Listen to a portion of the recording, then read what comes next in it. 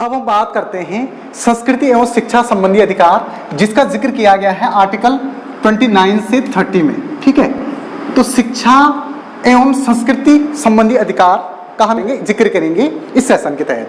तो अनुच्छेद 29 के तहत यानी आर्टिकल 29 के तहत कहा गया है अल्पसंख्यक वर्गों के हितों का संरक्षण करता है। यानी आर्टिकल 29 में अल्पसंख्यक वर्गों के हितों के संरक्षण की बात की गई। यानी आर्टिकल 29 अल्पसंख्यक वर्गों के हितों के संरक्षण की बात करता है। अब इसमें देख लीजिए आर्टिकल 29 का फर्स्ट जो है वो उसमें है भारत राज्य में निवास करने वाले व्यक्ति जो अल्पसंख्यक हो और जिनकी अपनी विशेष सभ्यता, संस्कृति, भाषा एवं लिपि हो, ठीक है, इसे बनाए रखने का उसे पूर्ण अधिकार उन्हें प्राप्त है। कहने का मतलब यहाँ पे ये है कि भारतीय राज्य क्षेत्र में जो रहने वाले क्या हैं, नागरिक हों और जो अल्पसंख्यक हों, तो उन नागरिकों को जो अल्पसंख्यक हैं उनको अपनी भाषा, संस्कृति, लिपि को बनाए रखने का क्या है, पूर्ण अधिकार है। ठीक है, राज्य इस प्रकार के अधिकार उनको देता है आर्टिकल 29 में।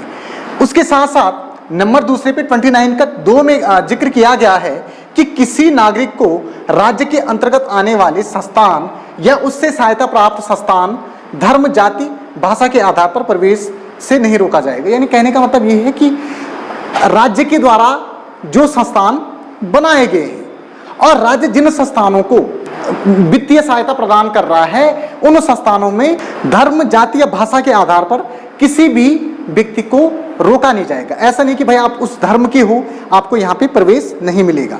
किन संस्थानों में, जो संस्थान राज्य के द्वारा बनाए गए हैं और जिन संस्थानों को राज्य वित्तीय सहायता प्राप्त करता है उन संस्थानों में किसी भी व्यक्ति को धर्म, भाषा और जाति के आधार पर प्रवेश से नहीं रोका जाएगा। ठीक है, ये संरक्षण है अल्पसंख्यकों को जो आर्टिकल 29 क्या करता है, प्रदान करता है। इसके साथ साथ नोट में अगर हम देखें तो अनुच्छेद 29 धार्मिक अल्पसंख्यकों एवं भाषाई अल्पसंख्यकों को सुरक्षा प्रदान करता है। आर्टिकल 29 के तहत अगर हम देखें कि भाई अल्पसंख्यकों को अगर हम जिक्र करें कि अल्पसंख्यक किसे कहते हैं, तो मुख्यतः 2 आधार हमें अल्पसंख्यकों को देखने के मिलते हैं। जो भाषाई आधार पर कम, जिनकी पॉपुलेशन कम हो, या जो धार्मिक आधार पर जिनकी पॉपुलेशन क्या हो, कम हो, उनको हम अल्पसंख्यक मानते हैं। तो भाषाई और धार्मिक आधार पर जिन समुदायों की संख्या कम है उन समुदायों को क्या करता है आर्टिकल 29 अपनी सभ्यता और संस्कृति को बनाए रखने का अधिकार देता है। और साथ ही साथ इस प्रकार का अधिकार भी देता है कि उनको किसी भी संस्थान में जो भारत सरकार के द्वारा जिन शिक्षण संस्थानों को बनाया गया है या जिनको वित्त भारत सरकार क्या कर रही है, दे रही है, उन संस्थानों में उनको धर्म, भाषा और जाति के आधार पर रोका ना जाए। तो इस प्रकार का प्रोविजंस भी आर्टिकल 29 क्या करता है, धर्म और भाषा के आधार पर अल्पसंख्यकों को प्रदान करता है। इसके साथ साथ अगर हम अल्पसंख्यकों की बात करें तो धार्मिक अल्पसंख्यकों एवं भाषाई अल्पसंख्यकों को सुरक्षा प्रदान करता है 29।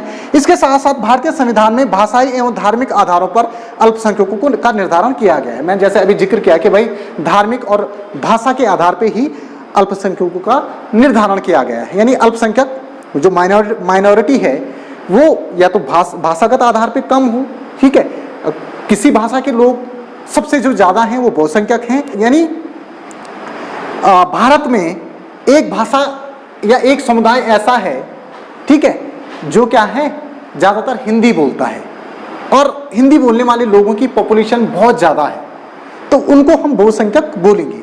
लेकिन उस बहुसंख्यक के मुकाबले में जो पीछे वाले जितने भी होंगे भाषाई आधार पे जो अलग अलग प्रकार की भाषाएं बोलते हैं, दैट इज कॉल्ड, वो अल्पसंख्यक होंगे। ठीक है, तो भाषाई आधार पर अल्पसंख्यक का निर्धारण किया गया है और साथ ही धार्मिक आधार पर अल्पसंख्यकों के निर्धारण किए गए हैं। भाषाई और धार्मिक आधार पर जैसे मुस्लिम, सिख, ईसाई, पारसी, जैन एवं बौद्ध धर्म को अपनाने वाले व्यक्तियों को अल्पसंख्यकों में शामिल किया गया है।